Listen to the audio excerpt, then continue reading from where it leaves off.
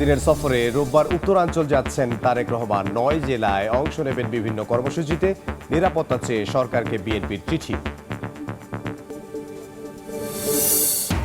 সুষ্ঠু নির্বাচন নিয়ে শঙ্কা জামায়াতের। সরকার ইসির বিরুদ্ধে পক্ষপাতমূলক আচরণের অভিযোগ। পাতানো ভোট হলে গভীর সংকটে পড়বে দেশ।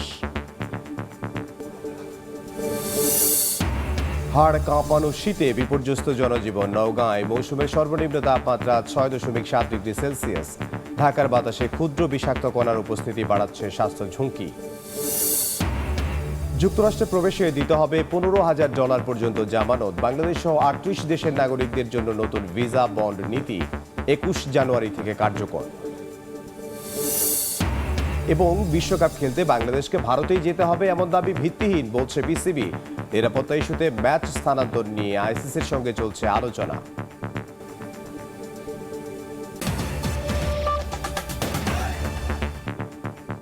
সময় সংবাদের সঙ্গে আছে আমি ইমদাদুল হক। ৪ দিনের সফরে রোববার উত্তরাঞ্চলে যাচ্ছেন বিএনপির ভারপ্রাপ্ত চেয়ারম্যান তারেক রহমান। ৯ জেলায় সফরে মাওলানা ভাসানী, শহীদ আবু সাঈদ, নানি মরহুমা তৈয়বা মজুমদার সহ জুলাই শহীদদের কবর জিয়ারত করবেন তিনি। সফর নির্বিঘ্ন করতে সরকারের কাছে নিরাপত্তা সহায়তা চেয়েছে বিএনপি। দলটির নেতারা বলছেন, তারেক রহমানের এই সফর রাজনৈতিক নয়। দেশে ফেরার পর প্রথমবার ঢাকার বাইরে সফরে যাচ্ছেন বিএনপির ভারপ্রাপ্ত চেয়ারম্যান তারেক রহমান। রোববার থেকে ৪ দিনের জন্য উত্তরাঞ্চলের ৯টি জেলা সফরে যাচ্ছেন তিনি। এই সফরকালে মাওলানা আব্দুল হামিদ খান ভাসানী, শহীদ আবু সাঈদ, নানি মরহুমা তৈয়বা মজুমদার সহ জুলাই শহীদদের কবর জিয়ারত করবেন তারেক রহমান। সাক্ষাৎ করবেন জুলাই যোদ্ধা ও শহীদদের পরিবারের সঙ্গেও।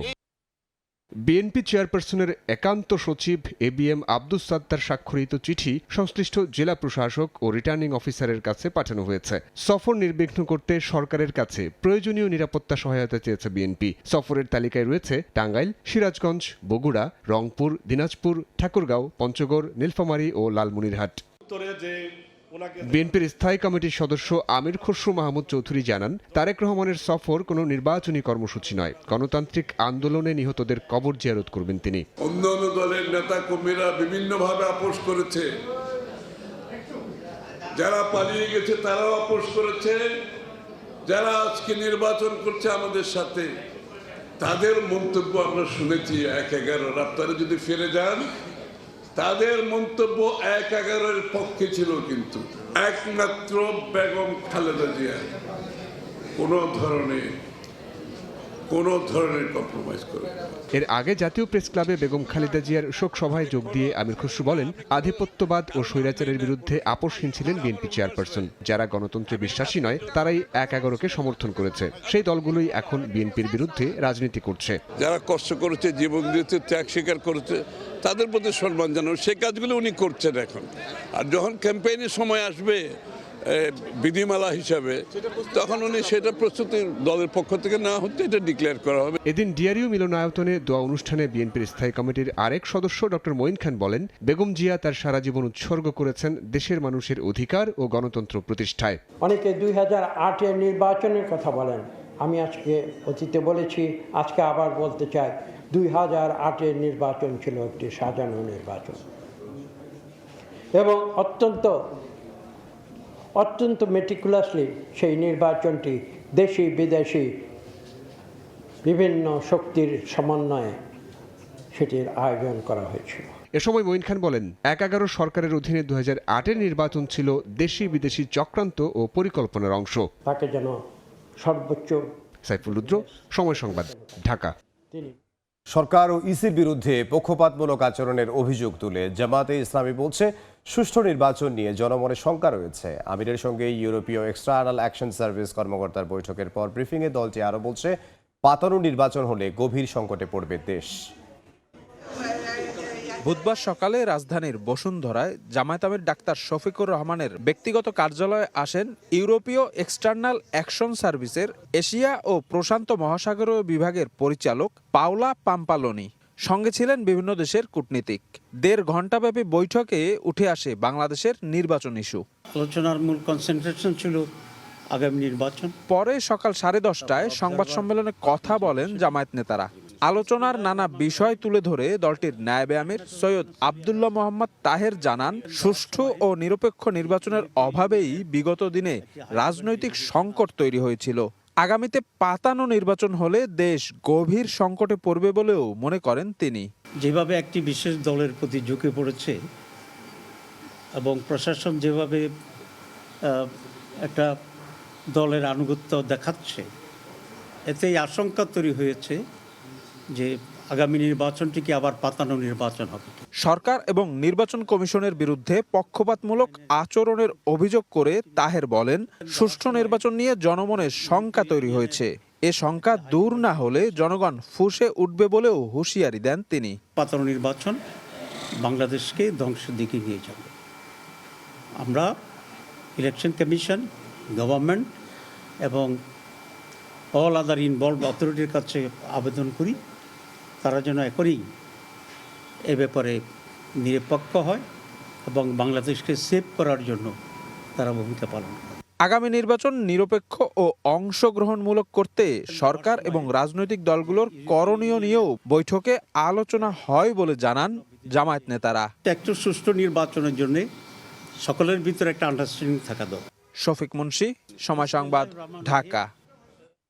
ত্রয়োদশ জাতীয় সংসদ নির্বাচনে মনোনয়নপত্র গ্রহণ বাতিলে রিটার্নিং কর্মকর্তাদের দেয়া সিদ্ধান্তের বিরুদ্ধে আপিলের তৃতীয় দিন আজ। আগারগাঁওয়ে নির্বাচন ভবনে সকাল 10টা থেকে শুরু হয় দ্বিতীয় দিনের কার্যক্রম। আপিল করছেন যাচাই বাছাইয়ে বাদ পড়া সম্ভাব্য প্রার্থীরা। আপিল করতে সারা দেশের জন্য অঞ্চল ভিত্তিক 10টি বুথ স্থাপন করেছে ইসি। এসব বুথে এসে নিজ নিজ অঞ্চলের যে কেউ যে কারো পক্ষে বিপক্ষে আপিল করতে পারছেন। গত দুদিনে আবেদন পড়েছে 164টি। আপিল শেষে 10 থেকে 18 জানুয়ারি পর্যন্ত চলবে শুনানি। 20 জানুয়ারি প্রতীক দেওয়ার পর প্রচারণা চালাতে পারবেন প্রার্থীরা।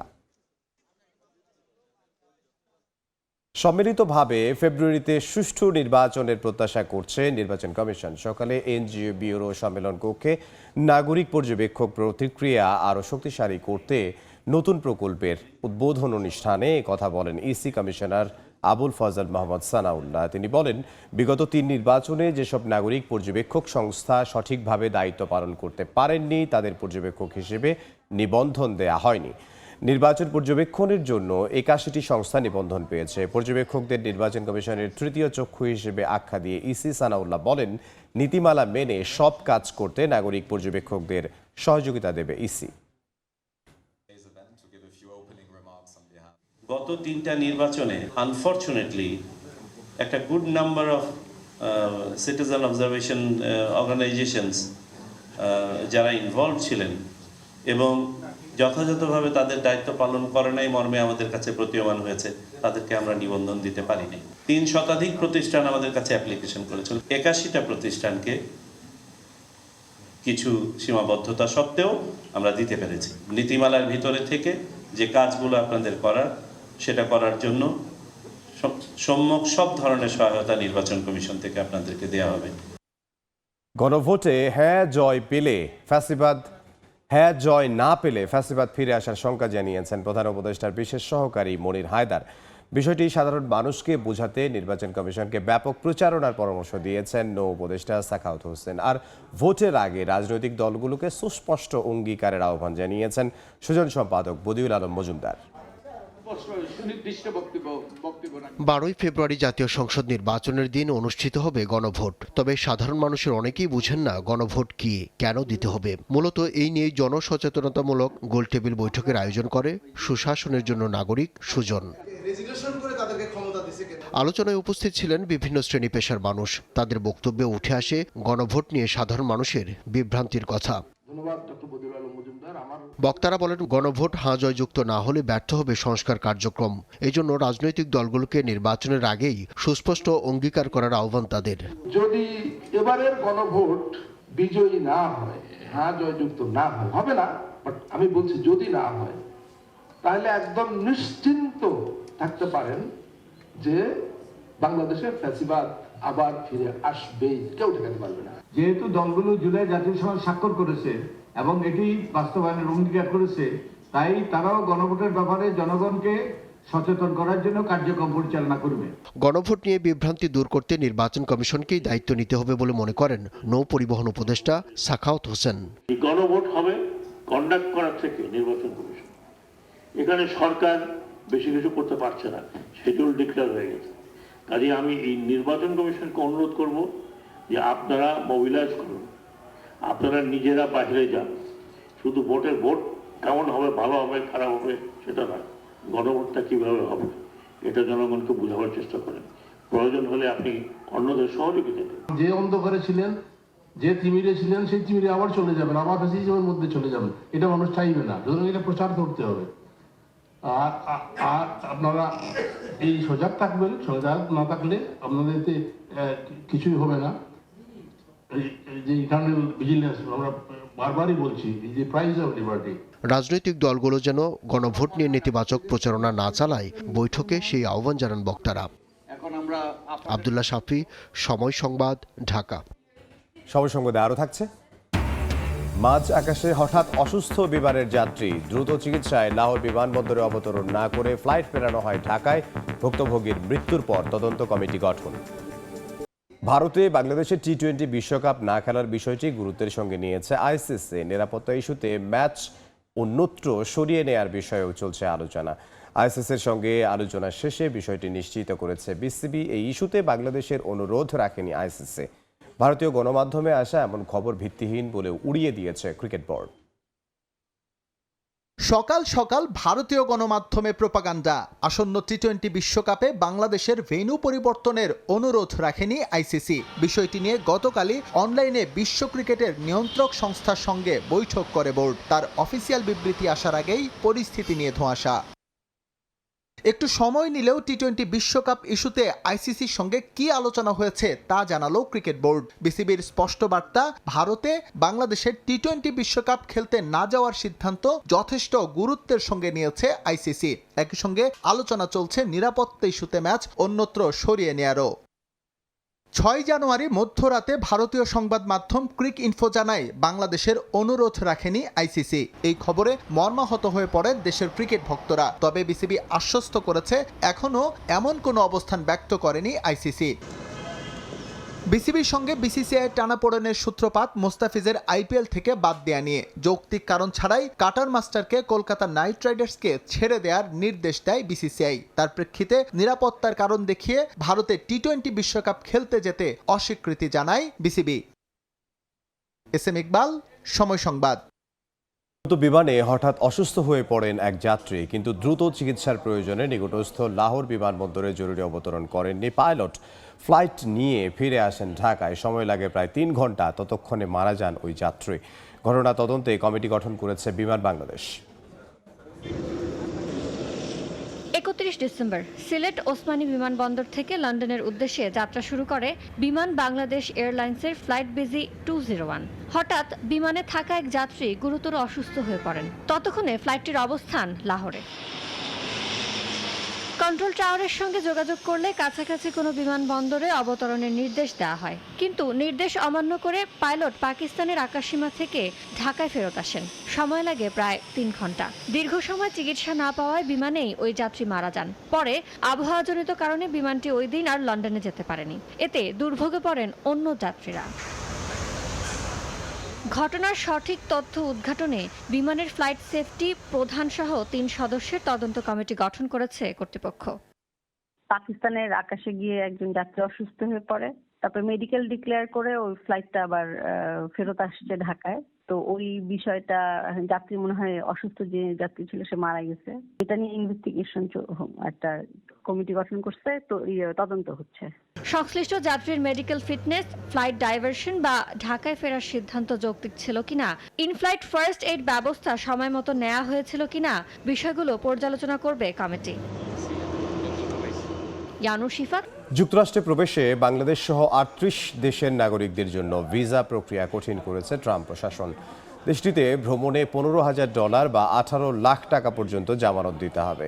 21 জানুয়ারি থেকে নতুন এই ভিসা নীতি কার্যকর হবে। যুক্তরাষ্ট্র থেকে সে খবর জানাচ্ছেন হাসানুজ্জামান সাকিব।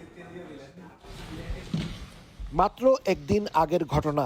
মার্কিন প্রেসিডেন্ট ডোনাল্ড ট্রাম্প ট্রুথ সোশ্যালে জানিয়েছিলেন, অন্যান্য অনেক দেশের মতো যুক্তরাষ্ট্রে বসবাসরত বাংলাদেশিরাও অনেক বেশি সরকারি সুযোগ সুবিধা নিয়ে থাকেন, আর এটি শতকরা হিসেবে প্রায় ৫৫% বাংলাদেশি পরিবার।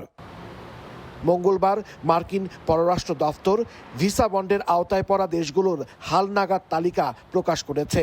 এতে সদ্য মার্কিন বিশেষ বাহিনীর অভিযান চালানো ভেনেজুয়েলা সহ দক্ষিণ এশিয়ার দেশ নেপাল ও বাংলাদেশের নাম যুক্ত করা হয়েছে। নতুন নিয়ম অনুযায়ী এখন থেকে ৩৮ দেশের নাগরিকদের যুক্তরাষ্ট্রের ভিসা পাওয়ার জন্য $৫,০০০ থেকে $১৫,০০০ পর্যন্ত ভিসা বন্ড বা জামানত জমা দিতে হবে। মার্কিন পররাষ্ট্র দপ্তর জানিয়েছে, কোনো আবেদনকারী ভিসার জন্য যোগ্য বিবেচিত হলেও কনসুলার অফিসার চাইলে তার উপর এই বন্ডের শর্তারোপ করতে পারেন।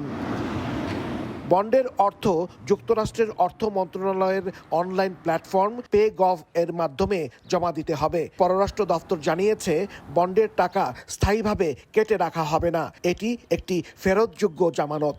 কেউ যদি নির্ধারিত সময়ের বেশি যুক্তরাষ্ট্রে অবস্থান করেন বা স্ট্যাটাস পরিবর্তনের আবেদন করেন, তবে সেই জামানতের টাকা বাজেয়াপ্ত করা হবে। হাসানুজ্জামান সাকি, সময় সংবাদ, যুক্তরাষ্ট্র। কনকনে শীতে কাঁপছে দেশ। মৌসুমের সর্বনিম্ন তাপমাত্রা নওগাঁর বদলগাছিতে ৬.৭ ডিগ্রি সেলসিয়াস রেকর্ড করা হয়েছে। হিম বাতাসে জনজীবনে নেমেছে স্থবিরতা। কাজে যেতে কষ্ট হচ্ছে শ্রমজীবীদের। আরও কয়েকদিন মৃদু থেকে মাঝারি শৈত্যপ্রবাহ থাকার পূর্বাভাস দিয়েছে আবহাওয়া অফিস। হাড় কাঁপানো শীতে বিপর্যস্ত জনজীবন, ঘন কুয়াশায় কাছের জিনিসও ঝাপসা। বুধবার নওগাঁয় তাপমাত্রা নামে ৬.৭ ডিগ্রি সেলসিয়াসে, যা চলতি মৌসুমে এ পর্যন্ত সর্বনিম্ন। এদিকে কুয়াশার কারণে দিনের বেলায় বাধ্য হয়ে হেডলাইট জ্বালিয়ে সড়কে চলাচল করে যানবাহন। তীব্র ঠান্ডায় চরম বিপাকে পড়েন খেটে খাওয়া মানুষ। শরীর উষ্ণ রাখতে কেউ কেউ রাস্তার পাশেই খড়কুটো চালিয়ে আগুনের তাপ নেন। ঠান্ডাতে কোনো কাজ করা যাচ্ছে না, খুব হাত পা অবেশ আছে, ঠান্ডা ধরে। 10 ফিট বা 15 ফিট সামনে দেখা যাচ্ছে না, টোটালি একেবারে দেখা যাচ্ছে না। এত তাপমাত্রা, মানে হাত পা ঠান্ডা বরফ হয়ে আসতেছে। গত বছরের চেয়ে এই বছর অনেক ঠান্ডা। শীতে আমাদের অবস্থা খুবই খারাপ, গরিব মানুষ কাপড় চোপড় নাই, ঠান্ডা গাড়ি চালায়, ঠান্ডা গাড়িও চালাইতে পারি না। বাতাসের আবহাওয়া, কুয়াশা, এই কারণে নদীর পাড়ে আমরা যারা থাকি এদের একটু সমস্যা বেশি। আরও কয়েকদিন দেশের বিভিন্ন জেলায় মৃদু থেকে মাঝারি শৈত্যপ্রবাহ থাকার পূর্বাভাস দিয়েছে আবহাওয়া অফিস। আগামী কয়েকদিন ধরে মৃদু থেকে মাঝারি ধরনের শৈত্যপ্রবাহ বয়ে যেতে পারে, তবে এই সময়ে দিন ও রাতের তাপমাত্রা সামান্য বৃদ্ধি পেতে পারে। এদিকে শীতের সঙ্গে পাল্লা দিয়ে বেড়েছে ঠান্ডাজনিত রোগ। নিউমোনিয়া, ডায়রিয়া ও শ্বাসকষ্টে সবচেয়ে বেশি আক্রান্ত হচ্ছে বয়স্ক ও শিশুরা। হাসপাতালগুলোতে রোগীর চাপে হিমশিম অবস্থা চিকিৎসক নার্সদের। ফাহরিয়া ফারজানা, সময় সংবাদ। আগামী অর্থবছর থেকে অনলাইনে ভ্যাট রিটার্ন দাখিল বাধ্যতামূলক করা হবে। এজন্য সব জটিল আইন সংশোধনের কাজ চলছে বলে জানিয়েছেন এনবিআর চেয়ারম্যান। পাশাপাশি কাগজ নির্ভরতা কমিয়ে ভ্যাট রিফান্ড প্রক্রিয়াকে ডিজিটাল করেছে সংস্থাটি।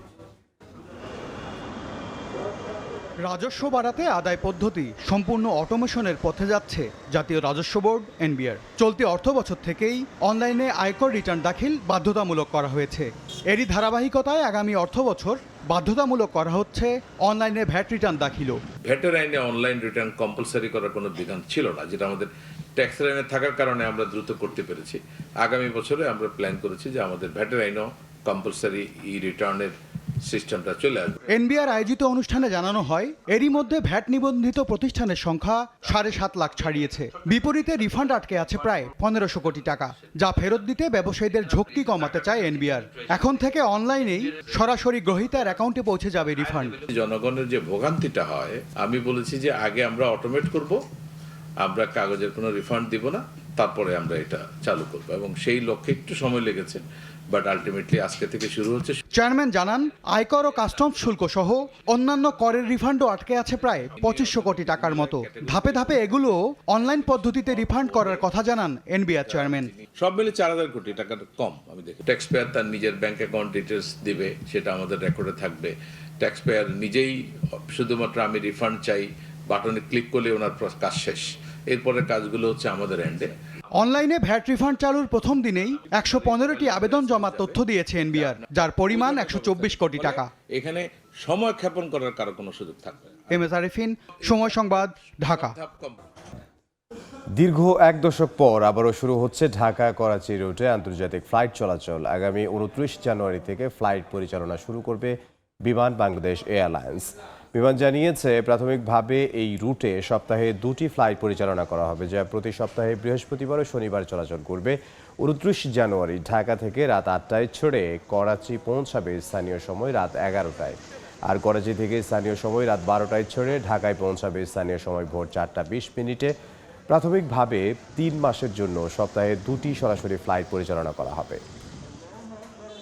দেশের বাইরের খবর, ভেনেজুয়েলা 3 থেকে 4 কোটি ব্যারেল তেল যুক্তরাষ্ট্রকে দিয়ে দেবে বলে জানিয়েছেন মার্কিন প্রেসিডেন্ট ডোনাল্ড ট্রাম্প। রিপাবলিকান সদস্যদের উদ্দেশ্যে দেয়া বক্তব্যে মার্কিন সামরিক বাহিনীর ভূয়সী প্রশংসা করে মার্কিন প্রেসিডেন্ট। তিনি জানান, মার্কিন সেনাদের কাছে পর্যাপ্ত সুরক্ষা কাঠামো না থাকার পরও তারা নিজেদের রক্ষা করেছেন। অন্যদিকে কিউবান সেনারা মার্কিন অভিযানের আগাম বার্তা পাওয়ার পরও নিজেদের রক্ষা করতে ব্যর্থ হয়েছেন। এ পর্যায়ে শীর্ষ সংবাদগুলো জানিয়ে দিচ্ছে আরও একবার। 4 দিনের সফরে রোববার উত্তরাঞ্চল যাচ্ছেন তারেক রহমান। 9 জেলায় অংশ নেবেন বিভিন্ন কর্মসূচিতে। নিরাপত্তা চেয়ে সরকারকে বিএনপির চিঠি। সুষ্ঠু নির্বাচন নিয়ে শঙ্কা জামায়াতের। সরকারি ইসির বিরুদ্ধে পক্ষপাতমূলক আচরণের অভিযোগ। পাতানো ভোট হলে গভীর সংকটে পড়বে দেশ। এবং বিশ্বকাপ খেলতে বাংলাদেশকে ভারতেই যেতে হবে এমন দাবি ভিত্তিহীন বলছে বিসিবি। নিরাপত্তা ইস্যুতে ম্যাচ স্থানান্তর নিয়ে আইসিসির সঙ্গে চলছে আলোচনা।